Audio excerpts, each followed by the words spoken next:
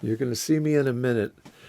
We've got too much monitoring going on. Sometimes you need to just let it flow with whatever goes. Tell me when I show up.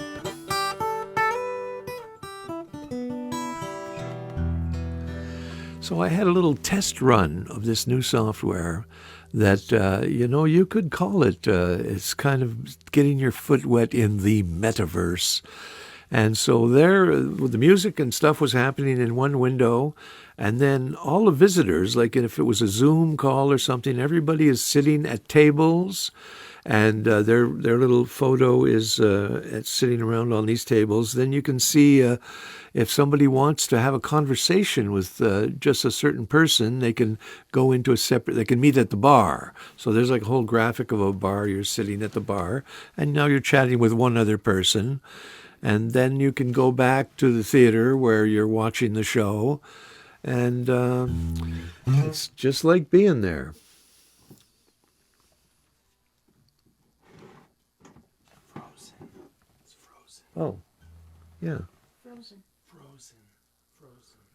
Okay, try to restart it.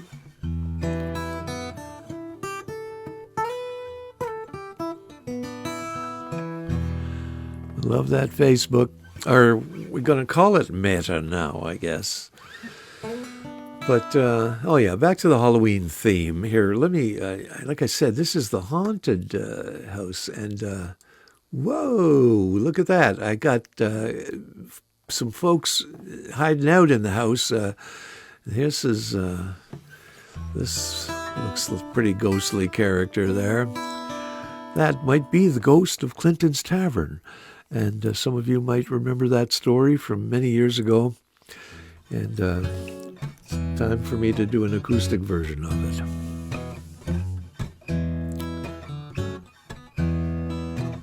The year was 1936.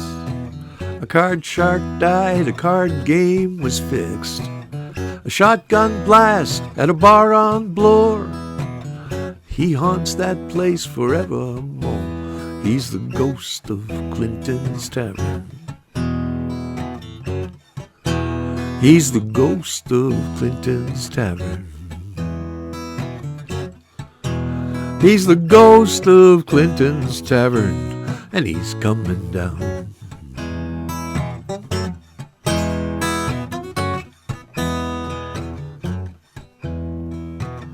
He's been shafted and he's been crossed. His spirit's low, his soul is lost. He hates but can't remember why.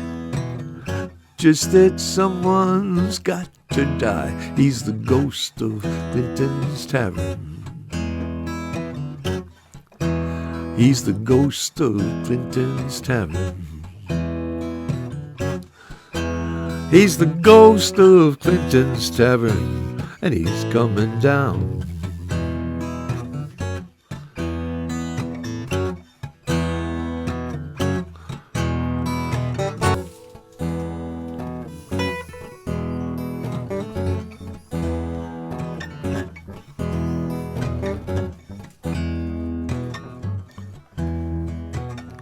He'll come when you are feeling low.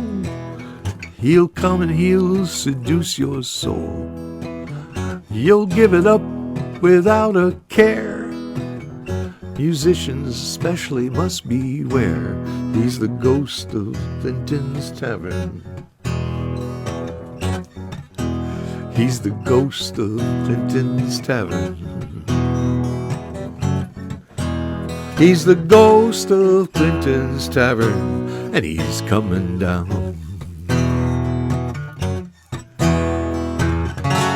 And when you think there's something in the air, it's the ghost of Clinton's Tavern standing there. There he is. I see him in the window. Man, when I played that room, the guy that does the sound said, "Oh yeah, we had a very strange thing happen here a while back."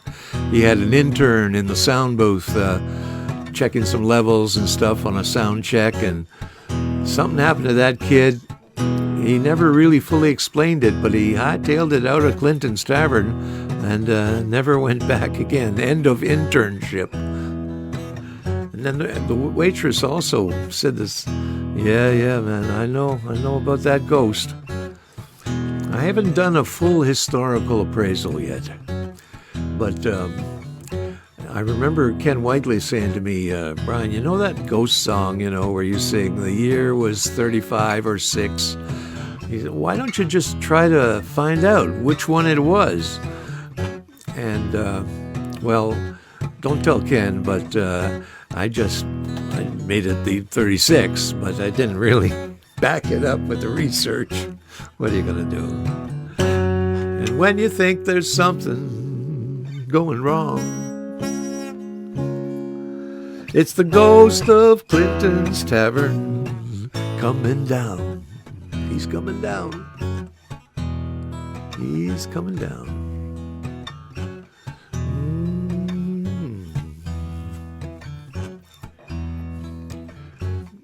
There's the ghost. Oh, fade away, Monsieur Ghost. And I thought Halloween and all, I got only one Halloween song, but it's a good moment to pay tribute to some of my musician friends that have passed away. And first one I thought of was Kathy Macdonald. And it's a nice rockin' tune. It's a nice peppy number. You might want to do some dance. Oh my God. We got a reaction about that. We'll be using a pick on this one, so back off the volume a bit.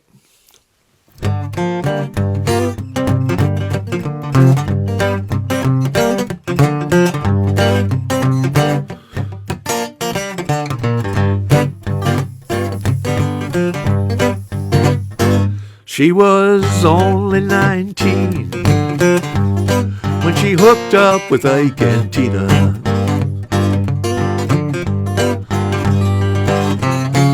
A skinny white chick with a voice that could fill an arena.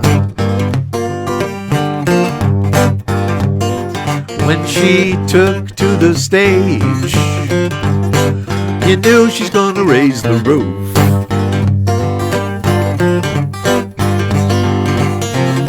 And everybody in the band thought she was bulletproof.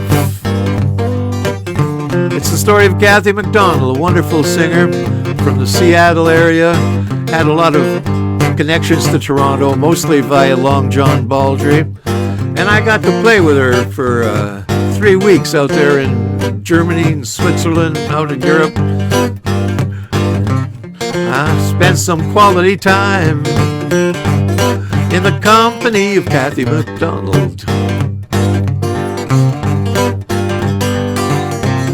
That's Kathy with an eye for adventure and occasional trouble. She had some stories so wild, you thought you must be telling the truth.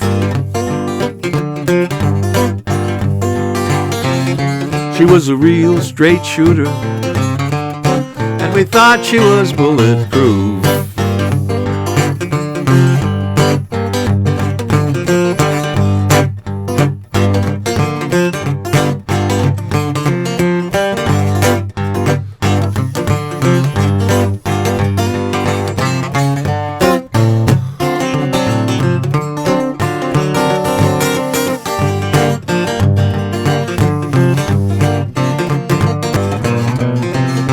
Great Janis Joplin quit Big Brother, Kathy was the one that they saw. Later on, singing backup for Leon Russell and Joe Cocker, touring with Long John Baldry, recording with the Rolling Stones. Well, a floor-length leather coat and stilettos is a bad combination.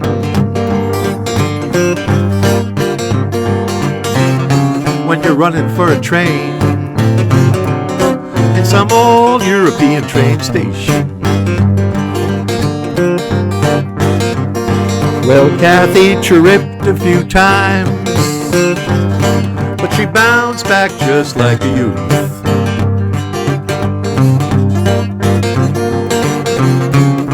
Cruising for a bruising, she thought she was bulletproof. She was cruising for a bruising. She thought she was bullet, thought she was bullet, thought she was bulletproof.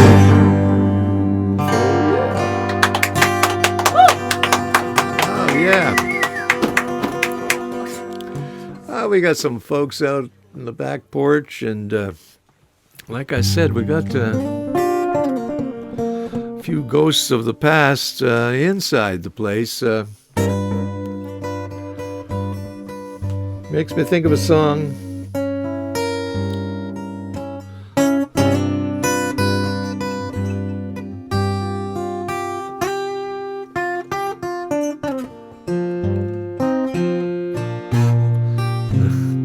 I wish I remembered it.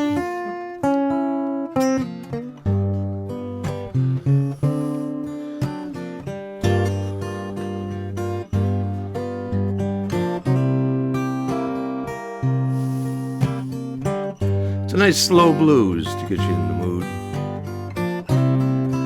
Nice Sunday afternoon.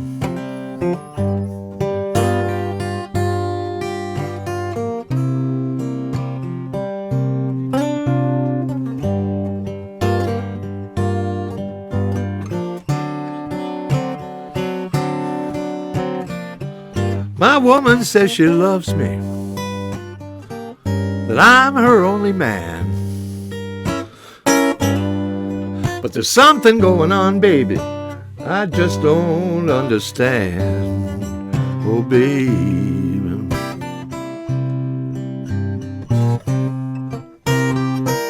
Won't you leave that girl alone?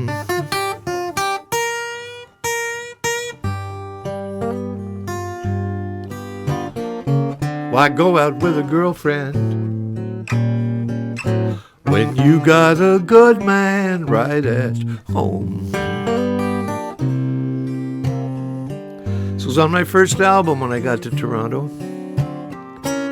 You said you went out dancing, you were burning up the floor. Well, you left the club at midnight and you didn't get home till 4. Oh, baby, baby, baby, won't you leave that girl alone?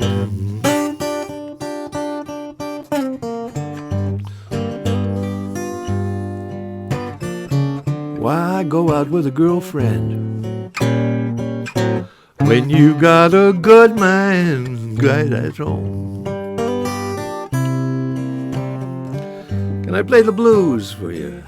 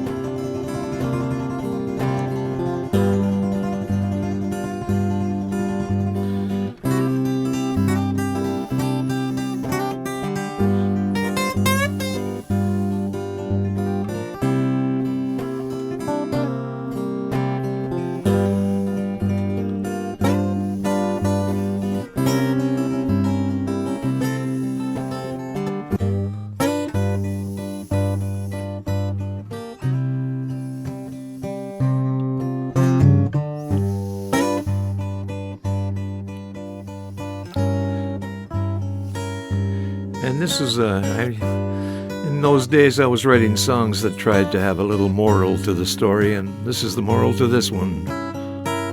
Some man will treat you badly. Some man will never care. But when you got a guy who loves you, just be happy that he's there. Oh, baby, baby. Won't you leave that girl alone?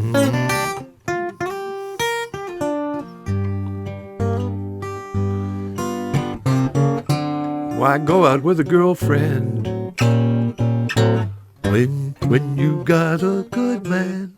What? When you got a good man. I say, when you got a good man right at home. We're not exactly home, mind you, up here at the haunted cabin, and I am going to summon forth a ghost of Halloween past, and this might be somebody like my best ex, Linda Singer. Well, she's fading in. I see you. Hey, Linda, what are you doing in the window there? Oh, I just thought I would drop by and... haunt me. No, for sure. I've been haunting you for 40 years. we could do a little more haunting. Yeah. It was a wild and crazy ride, wasn't it, you know? Yeah, and I'm so happy that you're up here visiting at the cottage. And I guess you've been doing a little decorating inside. Well, you can't sit in one place without getting into the paints, right? Well, I think I've muralized your entire kitchen. The kitchen is going to be a little gallery. Yeah. Do you think we could charge for... oh, definitely. I charge for everything. Admission? A yeah, tour. No question. A kitchen tour. And like my songs, her stencils, everyone has a story. And she could probably remember exactly where she was for each one she did, eh? I sure can. You think so? My stencil career goes all the way back to when my friend Susan brought me my first piece of stencil paper, and there's been hundreds and hundreds ever since. It's been quite a career, and now it's all out on the kitchen wall. I wonder if Susan is checking in. Well, I told her to stand. We got any viewers? I told her to be here. Yeah, hey, well, Brian, remember? We've got a few people watching. When Thank we you. met? Do you remember that story? Yes, it's all about this woman, Chris Connors, who I thought she was terrific. You liked her too, eh? Oh yeah, I really liked She Chris. must still be out there. This lady actually had she had a little dress shop, which is where we're going to get to with meeting Linda. Yeah. Vintage clothing, right? Yep. Wasn't that? But then she started teaching English as a second language around Bishop's University. And at one point she said, Brian, that play, oh no, even before the English as a second language, she was directing theater. And she commissioned, as it were, well, I had already written a play called The Curse of the Magic Pick. It was a spin-off from the story of the Magic Pick, my cult classic from 1973, which nobody's really ever heard too much. But anyway, the play had an equally modest reaction, but they did play it in Lennoxville, at Theatre Lennoxville, and then a year later, she put it on as it was a English ESL project. So you had a lot of people that didn't speak English singing the words to Brian Blaine's songs on this offbeat musical I created. So how about that? Yeah. I remember I'm not sure exactly where I met. I think I just met her, by chance in her shop, and we became friends. And one day I was in there embroidering the open and close sign for her shop, and who walks in but Brian Blaine, so we get introduced. And the next thing I know, we are just sitting and talking, and then I just... Meeting of the eyes. Well, not only that, I was sitting on your lap. In no time at all. I can't understand why, but anyway, looking back now, It's great to reminisce on Facebook Live. Eh? Yeah. Anything could be said. And then we're just sitting around, and hours are going by. You're not leaving. I'm not leaving. And you told me three things about you. You said I'm a musician. I'm a Buddhist. And I'm on welfare. And I have no money. And I said, well, let's go have a donut. And we went around the corner, and and we went to Dunkin' Donut, and we started a great relationship. I paid for the donuts and the coffee. 10 and best then years of our life. Went home with you that night to your father's apartment, right? And you know the other thing I remember, Brian? About 4:30. She remembers everything, so there's no other thing. 4:30 in the morning, I left to go back to North Hatley, where I lived, and I called you at 5 o'clock, and I said, well, Brian, I'll see you later today. And you said, oh, you're not here? You didn't even know I had left. It was kind of that sort of thing. Well, we have a son. We were married within a year. We have a wonderful 40-year-old son. And the rest is history. And I'm the ghost, the true ghost of your life that keeps coming back over and over and over again. Can't get rid of me. Yeah, you're kind of like the fairies that would be up on the hill as Odysseus was, and they would be yelling down, giving him hints which way to go. Turn left, turn right, go back. Anyway, Linda, it's not a very ghostly appearance, I have to say, but you look real nice through the window there. Oh, thank you. Now, tell me, maybe there's anything you got coming up, or you wanted to promote a show, or... Yeah, I do. My son and I, Joel, we're going to produce a little podcast where I am going to give 1,001 hints of things I wish I knew then. Linda I hints. know now. Yeah. Wish I think. Okay, I heard one of them already, which No. What you heard, that was under pressure. It's going to be very sophisticated. Like drying between the toes. No. You really have drying between the toes. Who dries between the toes? Listen. You really have to take it very seriously because these are things tried and true. I mean, look at me. I'm 85 years old and looking okay, right? The big lie. The big lie. Another big lie, yeah. And I think we might be redoing the coloring book and putting that out because we did have the first adult coloring book. Any engagement? And maybe some T-shirts. So we have a lot of cooking now in Toronto, and I'm enjoying painting that kitchen more than anyone. And anyone that wants to see it, $5 goes towards the computer fund. All you right. come in one door and out the other door, and no lingering. You have to wear a mask, show vaccine, and we're all set. Okay. Well, then I'm going to leave you to go back in the kitchen. And I saw you had the paints out. You're into it, eh? Oh, every minute of every day. Okay. Well. Yeah. I'm getting paid. I have to work. Yeah. It's hard being the director when you're on camera.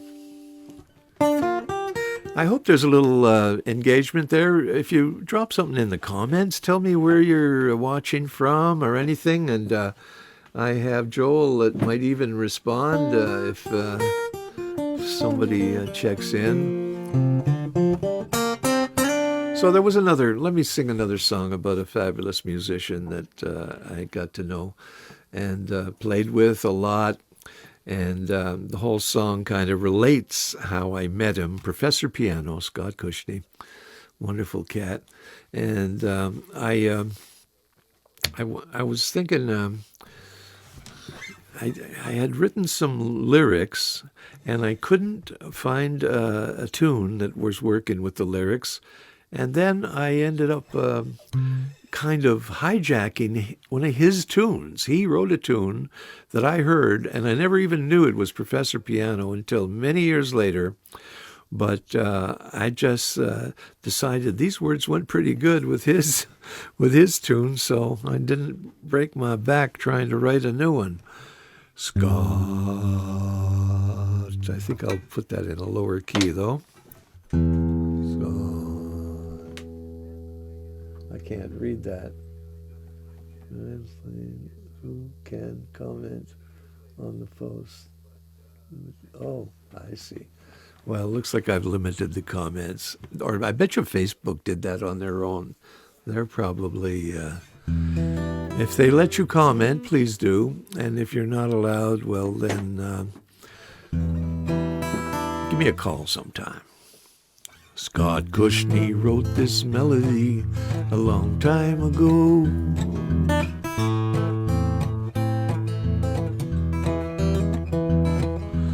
heard it back in Sherbrooke on a radio show.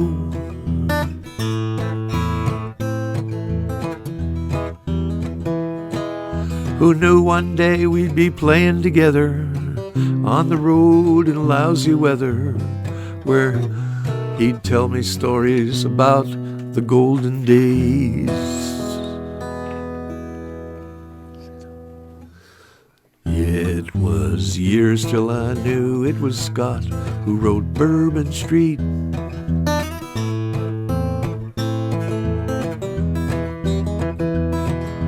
Till a friend at Albert's Hall said, "Brian, there's someone you should meet."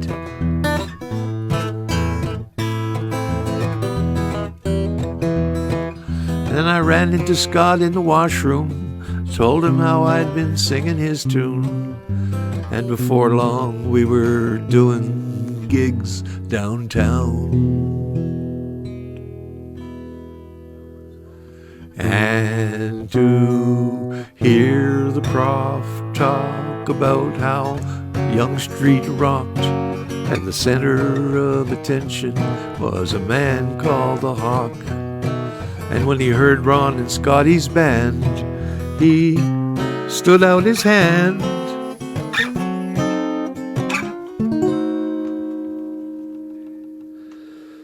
Well, the story goes Ron wanted Scott, but not the whole band.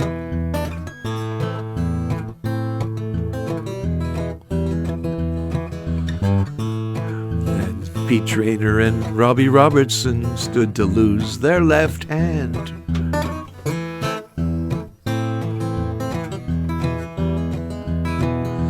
Well, Ron was it. Scott was in and out of Ronnie's band. Pete Traynor's name became a brand.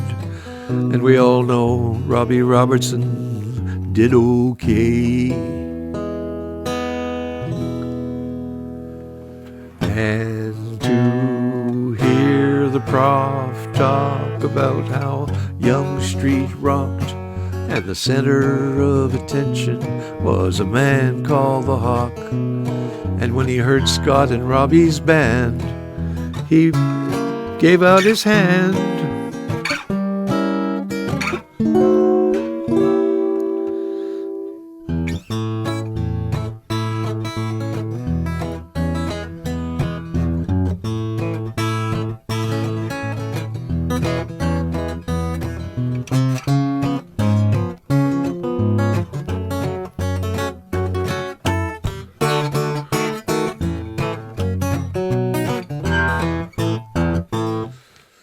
Whoa!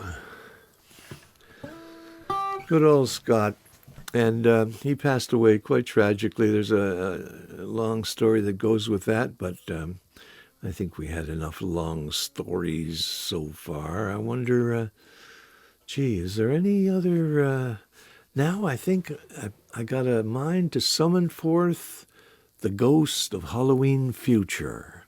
Let me see if I can just bring him in here. Who that?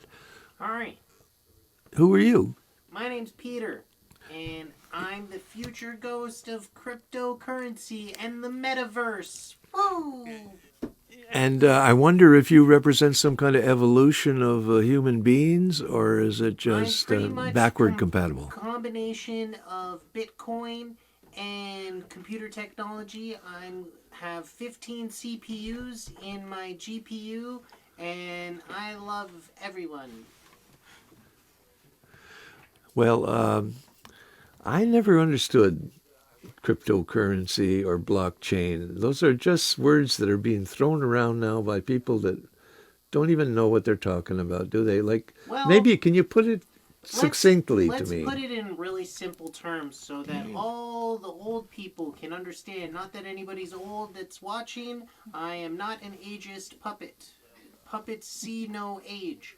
So let's say that a blockchain is really just a transparent ledger. It's a ledger where all the transactions are on one place and anybody can look at it and see what's going on. So it makes it very easy to prevent any sort of corruption or crime I thought it was designed to help the criminals. because of the anonymity. Yeah. Yes, but there's aspects where the transaction itself is uncorruptible. So it's just a ledger. The blockchain is a digital ledger, like at the old corner store where you used to buy your 5-cent candies there, Brian. Uh-huh. The little general store manager would write it down in a book and he'd say, Brian Blaine owes us $50,000 for all the damn candies he's been eating. I deny it.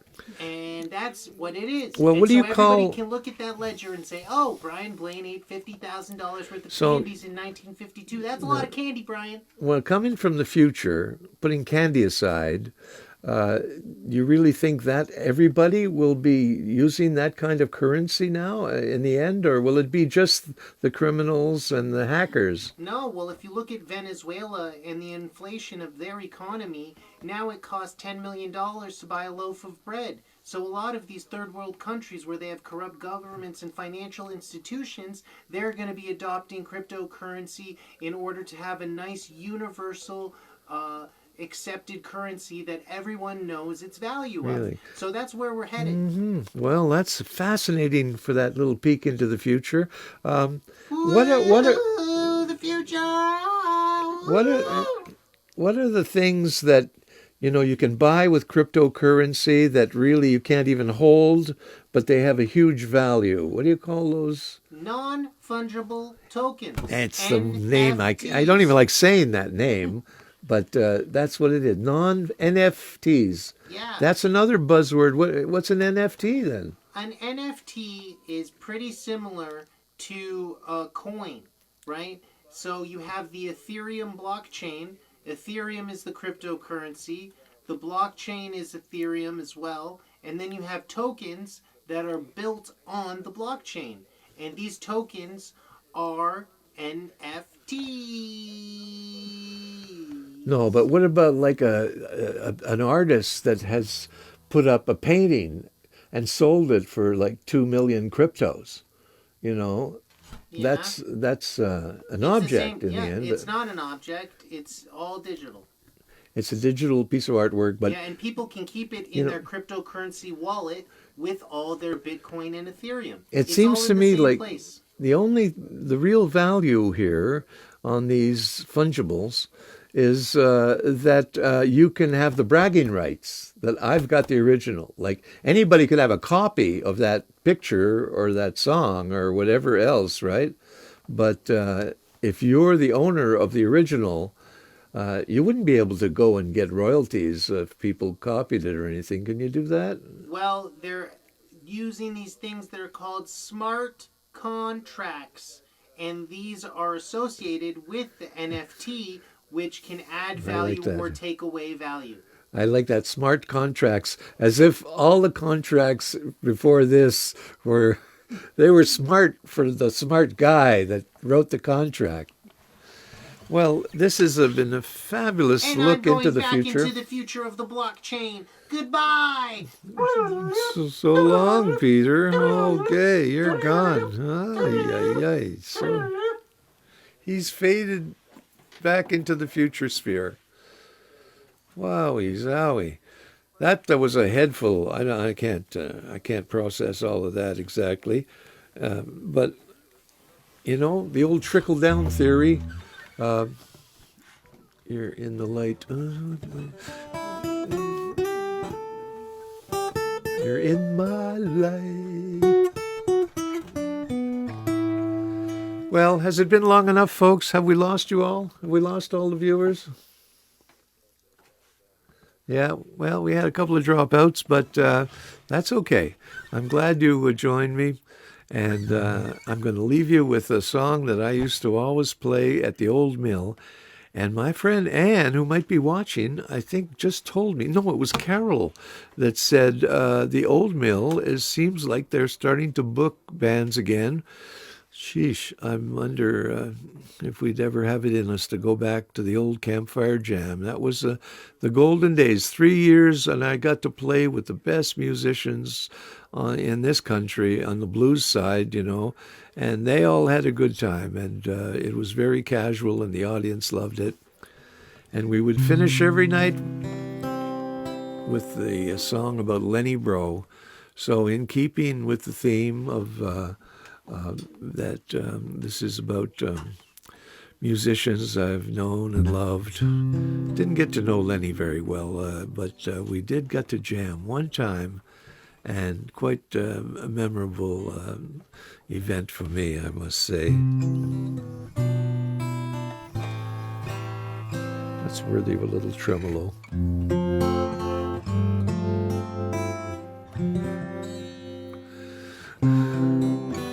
Last time I saw Lenny,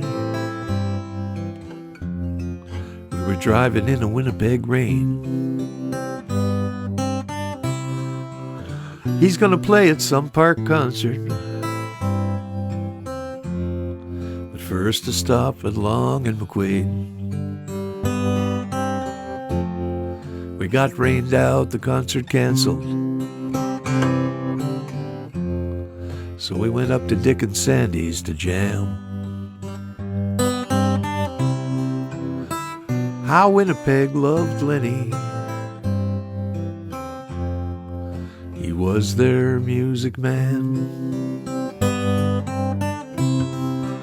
But then he moved to Nashville, and later on L.A. Breaking into the big time and making him a name. Ah, the sound of those harmonics would make the most bitter picker smile. And when he died, we lost his presence, but there'll always be a Lenny Bro style.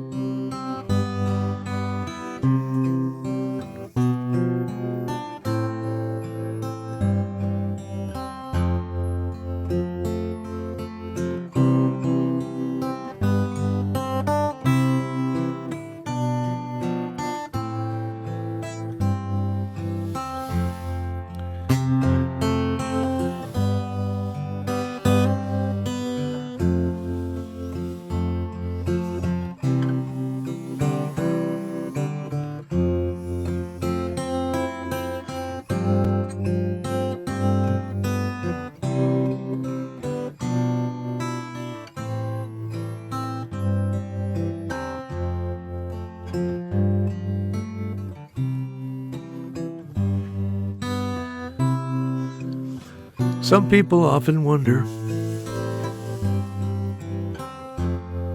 what these musicians are about. Ah, but the music keeps on trucking. That's why we took this route. I remember someone told me, I repeated to my wife, some people live for music, but musicians play for life. Some people live for music, but musicians play for life. And that's it for the Halloween Blaincast. Thanks very much for coming around. And if you're watching it later, I hope you can click that subscribe or follow or like button or whatever, any kind of button you see. Click the PayPal button. But I hope to be back with you again. And it'll be the December Blaincast. It'll be some kind of holiday Blaincast. And we'll see if there's the ghost of Christmas past and future coming up. But thank you to my very special guests. And thanks again to all who watched. We'll see you next time.